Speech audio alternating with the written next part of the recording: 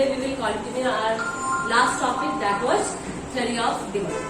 Friends, उस video में हमने पढ़ा था डिमांड के मीनिंग के बारे में, कौन कौन से डिटर्मिनेंट्स हैं वो सब। आज हम पढ़ने वाले हैं लॉ ऑफ डिमांड, डिमांड का नियम कि क्या कहता है हमारा लॉ।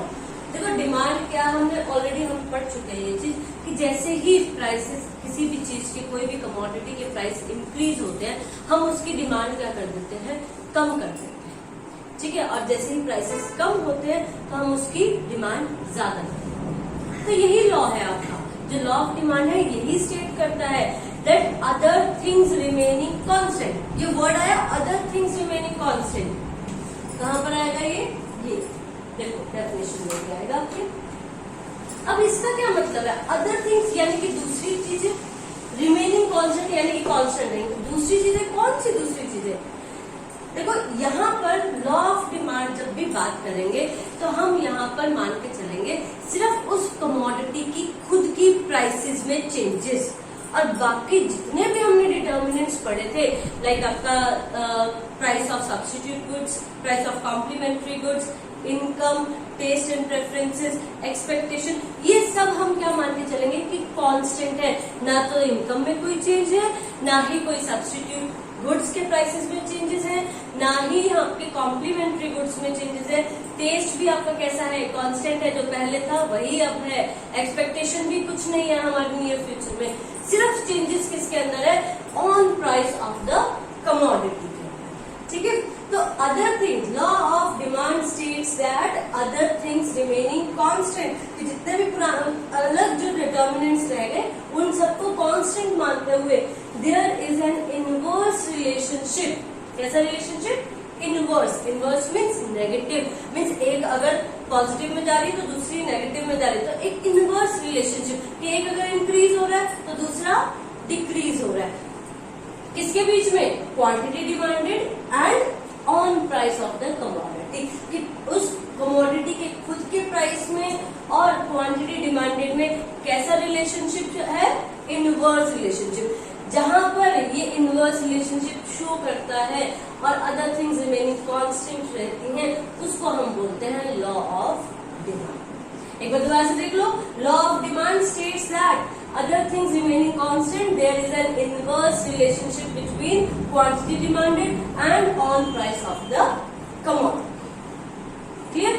Next, अब हम देखो जब भी कोई आप लॉ करते हैं तब हम क्या मान के चलते हैं, एजम्पशन मान के चलते हैं। लास्ट वीडियोस में भी मैंने आपको बताया था कि जब भी आप कोई भी लॉ लिखने जा रहे हो तो लॉ की पहले आप मीनिंग लिखोगे, उसके बाद डेफिनेशन लिखोगे, उसके बाद हमारी आती है एजम्पशन, कि हम कुछ एज्यूम करके चलते हैं कि अगर ये कंडीशंस है, फुलफिल हो रही है, तभी ये लॉ क्या है, एप्लीकेबल है। तो यहाँ हमारा लॉ ऑफ डिमांड के लिए एजम्पशन हम क्या मान के चल रहे हैं, जो अभी बताई थी मैंने कि टेस्ट एंड प्रेफरेंसेस, हमने कहा ना अदर थिंग्स रिमेनिंग कांस्टेंट, तो ये क्या है, हमारी एजम्पशन ही है। और अदर थिंग्स में क्या आ जाएगा आपके, taste and preferences remain constant, कि वो कैसे है, कांस्टेंट है, कोई चेंजेस नहीं है। There is no change in income, income में भी कोई चेंज नहीं है, आपकी बायर की जो इनकम है उसमें भी कोई चेंजेस नहीं आ रहे हैं। Then prices of the related goods, related goods कौन सी, कॉम्प्लीमेंट्री भी और सब्स्टिट्यूट गुड्स भी, उन दोनों के प्राइसेस में कोई भी चेंज नहीं है। Then consumer do not expect any significant change in the availability of the commodity, कि कंज्यूमर नियर फ्यूचर के अंदर कुछ भी चेंजेस एक्सपेक्ट नहीं करके चल रहा। ठीक है, तो ये सब क्या है, हमारी एजम्पशंस है for the law of demand. Now let's explain this law, किस तरह से हम एक्सप्लेनेशन करेंगे। देखो मैंने यहाँ पर टेबल शो किया है। फर्स्ट हम क्या बनाएंगे, डिमांड शेड्यूल जिसको हम बोलते हैं। Prices I have written here and here quantity demanded I have mentioned. When the prices were 10 rupees, then I was demanding 100 quantity. जब ₹10 की प्राइस थे, 10 प्राइस थे, तब मैं कितना डिमांड कर रही थी, 100 यूनिट्स का। जैसे ही प्राइस डाउन होते गए, 9 पर आया तो मेरी डिमांड क्या हो गई, बढ़ गई, कहां से, 100 से कितने पर आ गई, 150 पर। Then 9 to 8 prices reduces, our demand will increase from 150 to 200.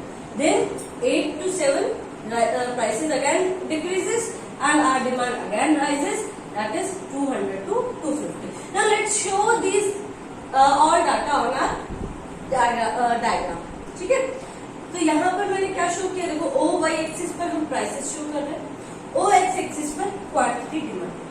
Students आप जब भी इसकी एक्सप्लेनेशन लिखते हैं तब हम जैसे जैसे ये डायग्राम बनाते जाएंगे ना, वैसे वैसे ही एक्सप्लेनेशन लिखते जाएंगे। हम अपने एक्सप्लेनेशन में लिखेंगे that we are showing on O Y axis we are representing prices, on O x axis we are representing quantity demanded, and then when the prices are 10 we are demanding 100 units, and when the prices are 9 we are demanding 150, like this. Okay, so 10 का हम कितने demand कर रहे हैं, 100 की, तो यहाँ से आपका आ जाएगा ये वाला 9 150 150 9, then 8 200 8 and 200, then 7 250 7 250.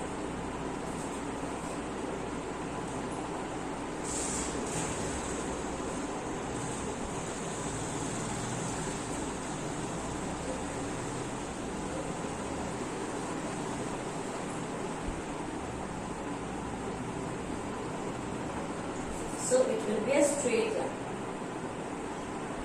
Join these all points. तो ये आपका आ गया BD कर्व, जिसको हम बोलते हैं डिमांड कर्व।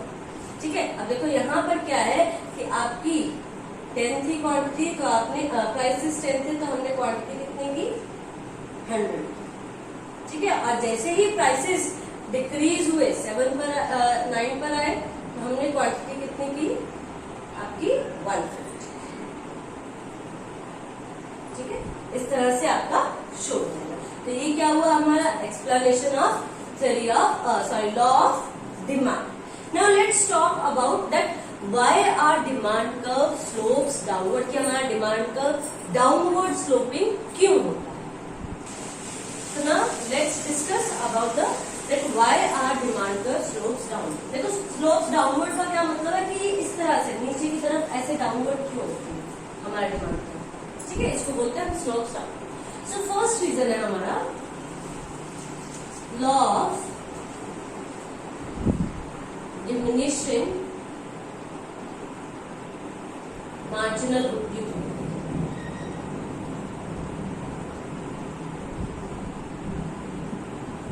अब ये law of diminishing marginal utility क्यों रीजन है, देखो हमारा law of diminishing marginal utility क्या बताता है हमें कि हम मोर एंड मोर की जितनी हम ज्यादा से ज्यादा क्वांटिटी यूनिट्स जो है या क्वांटिटीज जो है कमोडिटी की कंज्यूम करते जाते हैं, तो उससे मिलने वाली जो मार्जिनल यूटिलिटी है वो क्या होती जाती है, डिमिनिश होती जाती है, कम होती जाती है।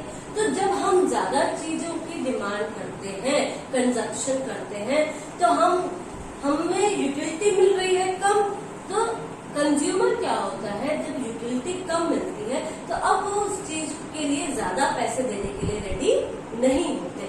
हम लगा लो, आप खुद पे लगा लो कि अगर आपको ये लगता है कि मैंने एप्पल्स बहुत सारे खा लिए हैं, ठीक है, अब मुझे एप्पल्स की क्या हो गई, कम यूटिलिटी मिलने लगी, मुझे कम अच्छे लगने लगे, अब मैं एप्पल्स अगर महंगे हैं तो मैं उसके लिए ज्यादा पैसे खर्च करने के लिए रेडी नहीं रहूंगी। क्यों? क्योंकि उससे मिलने वाली यूटिलिटी क्या मिल रही है, मुझे कम मिल रही है। इसलिए जैसे ही प्राइसेस बढ़ते जाते हैं तो हम उसके लिए प्राइसेस नहीं देने के लिए रेडी होते हैं, कि हम रेडी ही नहीं होते कि हम उसके लिए ज्यादा पैसे दें। तो हमारे पास एक जो रीजन रहता है कि डिमांड कर्व डाउनवर्ड्स होने का, वो क्या है, law of diminishing marginal utility. Next आपका रीजन है इनकम इफेक्ट। इनकम इफेक्ट, तो इनकम इफेक्ट में क्या है, इनकम इफेक्ट में एक होती है हमारी रियल इनकम। रियल इनकम क्या होती है स्टूडेंट्स, कि जब आप कोई भी चीज परचेज कर आपकी इनकम हुई, ठीक है, उस इनकम में से आप अपने सारे एक्सपेंडिचर्स निकाल दीजिए, तो जो आपके पास पैसे बचे, अब एक्सपेंडिचर्स में जैसे टैक्सेस हो गए, इस तरह के एक्सपेंडिचर्स आपने दे दिए, पे आउट कर दिए, तो आपके पास जो कंजप्शन करने के लिए मनी पड़ी है उसको हम बोल रहे हैं रियल इनकम यहाँ पर। तो अगर तो प्राइसेस ज्यादा हुए किसी भी कमोडिटी के, तो रियल इनकम क्या हो जाएगी, कंज्यूमर के पास कम बचेगी। क्यों? क्योंकि वो प्राइसेस अब ज्यादा दे रहा है तो ज्यादा पैसे निकल गए। अब आपके पास सपोज करो रियल इनकम बची है 100 रुपए, 100 में से आपके 80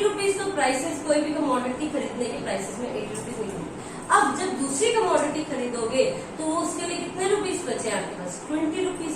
इसका मतलब कि हमने अगर प्राइसेस ज्यादा होते हैं तो हमें पेमेंट्स पे ज्यादा करना पड़ता है, और पे ज्यादा करेंगे इसका मतलब जो हमारे पास लेफ्ट ओवर मनी है, जो इनकम है वो कम बची है, और कम बची है तो उसकी वजह से हम और कंजप्शन के लिए हमारे पास पैसे अब नहीं है, अवेलेबिलिटी नहीं है, तो हमारी डिमांड क्या हो जाएगी? कम हो जाएगी। ठीक है, प्राइसेस बढ़ने पर डिमांड क्या हो गई? कम हो गई। इसी तरह से अगर रियल इनकम ज्यादा रहती है, ज्यादा कब रहेगी? जब प्राइसेस कम होंगे।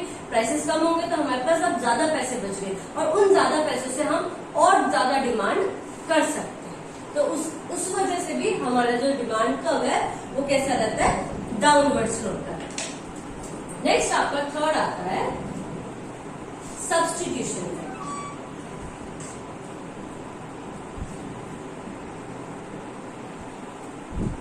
सब्स्टिट्यूशन इफेक्ट की जो सब्स्टिट्यूशन गुड्स है उनका इफेक्ट। अब देखो, अगर मैं कोई एक्स कमोडिटी कंज्यूम करूं, पेप्सी लिया था हमने सब्स्टिट्यूशन, पेप्सी और कोक का, ठीक है, तो पेप्सी में अगर पेप्सी के प्राइसेस कम हो जाते हैं तो हम क्या कर रहे हैं? पेप्सी की डिमांड कर रहे हैं in place of Coke.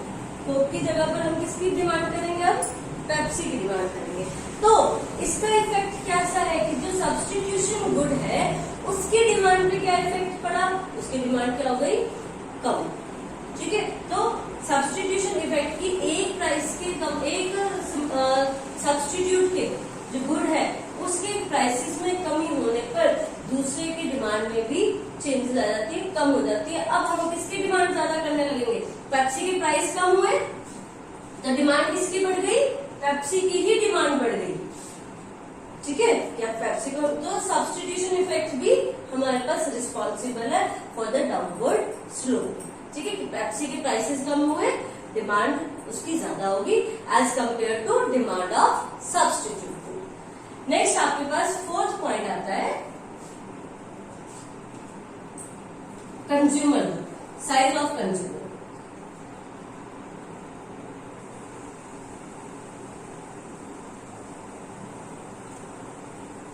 Size of consumer group के देखो, अगर तो आपके प्राइसेस ज्यादा है किसी चीज के, ये पेन है, ठीक है, ये मार्कर है, ये मार्कर पहले मिला था 100 रुपीज में, ठीक है, तो जो लोग अफोर्ड कर सकते थे 100 रुपीज उन्होंने खरीदा पहले। ठीक है, अब इसके क्या हुआ? सपोज 5% जो है वो उसको अफोर्ड कर सकते थे 100 रुपीज का मार्कर लेने। अब क्या हुआ कि इस मार्केट की प्राइसेस कम हो गई, कितनी हो गई? 50 रुपीज। तो अब जिनकी इनकम पहले 100 रुपीज अफोर्ड करने की थी वो तो खरीदेंगे ही खरीदेंगे मार्केट, क्यों? अब तो 50 में हो गया, सस्ता हो गया। लेकिन उसके साथ साथ जो लोग पहले 50 तक का ही मार्कर खरीद सकते थे अब वो भी लोग खरीद सकते हैं इस मार्केट। ठीक है, यानी कि जो लोग पहले कंजप्शन उस चीज की डिमांड नहीं करते थे, प्राइस के कम होने पर अब वो भी वो चीज अफोर्ड करने के लिए मीन्स रेडी हो गए, अब भी वो भी चीज क्या कर सकते हैं? अफोर्ड कर सकते हैं। तो हमारा जो साइज ऑफ कंज्यूमर है वो कैसा हो गया? बढ़ गया। क्यों बढ़ गया? क्योंकि प्राइसेस कम हो गए। प्राइस के कम होने पर size of the consumer group क्या हो गया? एनलार्ज हो गया, तो जिसकी वजह से डिमांड भी क्या हो गई? ज्यादा हो गई। और उसी के कंपैरेटिवली आप अगेंस्ट चले जाइए, इसी का अपोजिट क्या हो जाएगा कि अगर प्राइसेस बढ़ जाते हैं तो those who can afford that prices only they can purchase, सिर्फ वही पर्सन परचेज कर सकते हैं, जो नहीं अफोर्ड कर सकते उन प्राइसेस को वो परचेज नहीं करेंगे। तो इसलिए साइज ऑफ कंज्यूमर ग्रुप्स क्या हो जाएगा? उसमें कंसाइज हो जाएगा, छोटा हो जाएगा, जिससे कि डिमांड भी क्या हो जाएगी? कम हो जाएगी। तो प्राइसेस बढ़ने पर साइज ऑफ ग्रुप क्या हो गया? कम हो गया, तो डिमांड कम हो गई। और अगर प्राइसेस कम होते हैं तो साइज ऑफ ग्रुप, हमारा जो कंज्यूमर ग्रुप है वो क्या हो जाएगा? बढ़ जाएगा और डिमांड भी ज्यादा हो जाएगी। Next last, different uses. Different uses, अब देखो कई बहुत सारी ऐसी चीज है, कमोडिटीज है जिनका हम अल्टरनेट यूज कर सकते हैं, डिफरेंट यूज कर सकते हैं। तो जिन भी कमोडिटीज का हम डिफरेंट यूज कर सकते हैं, अल्टरनेट यूज कर सकते हैं जिनके, उनकी क्या रहती है? डिमांड ज्यादा रहती है। और जिनका हम कम कर सकते हैं तो उनकी डिमांड कैसी रहती है? कम हो सकती है। तो ये भी रीजन है आपका कि जो हमारा डिमांड कर्व है वो कैसा है? स्लोप्स डाउन हो रहा है। इसमें आप एग्जाम्पल ले सकते हैं मिल्क का, कि मिल्क के बहुत सारे यूजेस है। तो अगर तो मिल्क के प्राइसेस बढ़ जाते हैं, मिल्क के प्राइसेस बढ़ जाते हैं, देखो मिल्क को हम अल्टरनेट यूज कर सकते हैं, उससे आप आइसक्रीम बना सकते हैं, कॉफी बना सकते हैं, टी बना सकते हैं, कोई डेजर्ट बना सकते हैं, स्वीट्स बना सकते हैं, डायरेक्ट कंज्यूम भी कर सकते हैं, बहुत सारे अल्टरनेट यूज है। अगर मिल्क के प्राइसेस बढ़ जाते हैं तो हम मिल्क के जो अल्टरनेट यूज करने वो क्या कर देंगे, कम कर देंगे, ठीक है। क्यों? क्योंकि अब दूध महंगा होता है, लेकिन और जब महंगा होगा अल्टरनेट यूज कम कर दिए तो हम उसकी डिमांड भी क्या करेंगे, कम कर देंगे। अब अगर मिल्क सस्ता हो जाता है तो हम उससे डिफरेंट डेजर्ट्स बनाएंगे, आइसक्रीम बनाएंगे, तो हम उसकी डिमांड ज्यादा करनी शुरू करेंगे। तो ये भी एक रीजन रहता है हमारे पास इसका, that demand curve is slopes down. So these all are the reasons, or you can say that why does our demand curve slopes downward? Answer of this question. Next we will discuss about the exceptions of the law of demand. Exceptions क्या है कि कहाँ पर हमारा law of demand applicable नहीं होता, ठीक है। तो फर्स्ट एग्जाम्पल आपका फर्स्ट जो है वह है articles of distinction.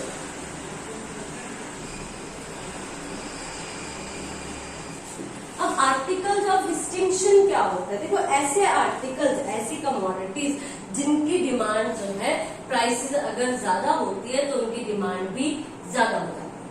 For example आपने यूजुअली देखा होगा जो रिच पर्सन है, रिच लेडीज है, वो अक्सर बातें करती है कि मेरा जो सेट है वो इतना महंगा है, और वो कहते हैं हाँ मेरे डायमंड्स इतने महंगे, तो वो क्या प्रेफर करे कि डायमंड्स जितने महंगे हैं वो उतना ही उसकी ज्यादा डिमांड करनी शुरू कर दे कि ये इतना महंगा है, अच्छा नहीं ये तो सस्ता से ये नहीं लेना, हमें महंगे वाला डायमंड चाहिए, ठीक है, साइज बड़ा चाहिए, हमें सिंगल डायमंड चाहिए।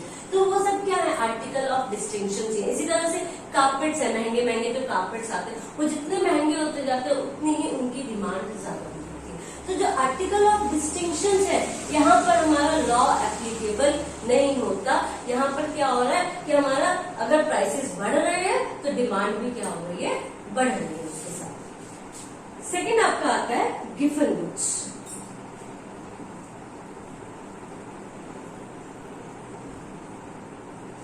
देखो गिवन गुड्स में क्या आएगा, गिवन गुड्स कौन सी होते हैं, गिवन गुड्स ऐसी गुड्स है जहां पर आपका इनकम इफेक्ट बहुत ही नेगेटिव होता है। मीन्स जैसे ही इनकम बढ़ी आपने इसका यूज क्या कर दिया, कम कर दिया, मीन्स इसकी डिमांड करनी कम कर दी। ये हम कह सकते हैं एक थोड़ा सा डिफरेंस रहता है इंफीरियर गुड्स और गिवन गुड्स में, but just like inferior goods हम कह सकते हैं कि एक एग्जाम्पल लेके समझे अगर इसको, तो कि जैसे ही हमारी इनकम बढ़ती है तो हम गिवन गुड्स की डिमांड क्या कर देते हैं, कम कर देते हैं, और हम किसकी तरफ शिफ्ट हो जाते हैं, हम अब नॉर्मल गुड्स की तरफ शिफ्ट हो जाते हैं, ठीक है। कि जैसे ही इनकम हमारी बढ़ी, प्राइस हमारी इनकम में चेंजेस आए, तो अब हम महंगी चीज की तरफ जाना शुरू करते हैं। मीन्स जैसे ही प्राइस, जिन कमोडिटीज का प्राइस ज्यादा होगा हम अब उसकी डिमांड ज्यादा करनी शुरू करेंगे।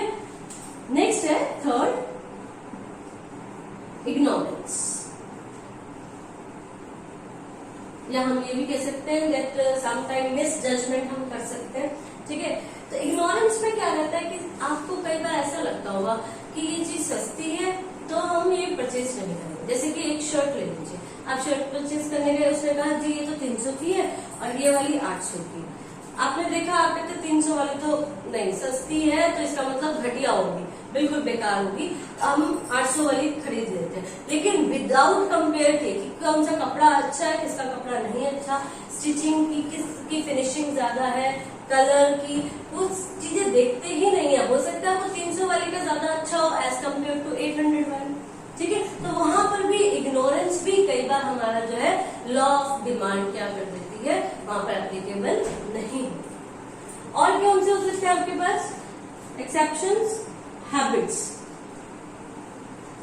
हैबिट्स में क्या होता है, देखो हैबिट्स है, किसी चीज की आपको हैबिट लग गई है तो वहां पर भी क्या कर लो कि जितनी महंगी होती चाहे जितनी मर्जी महंगी हो जाए वो चीजें, लेकिन आप फिर भी उसकी डिमांड कम नहीं कर पाते। अब जो ड्रग एडिक्ट्स होते हैं, अल्कोहल एडिक्ट्स है, जो स्मोकिंग एडिक्ट हैं उनके लिए जितनी मर्जी, जो अब देखो कोरोना का सीजन है, जो 1000 रुपीज की लिकर की बोतल थी वो 2000 में सेल हुई है, फिर भी लोगों ने उसको परचेज किया है। क्यों परचेज किया? क्योंकि उनकी हैबिट थी कि रोज उन्होंने कंजप्शन उसकी करनी ही करनी, then they are ready to pay for the high payments.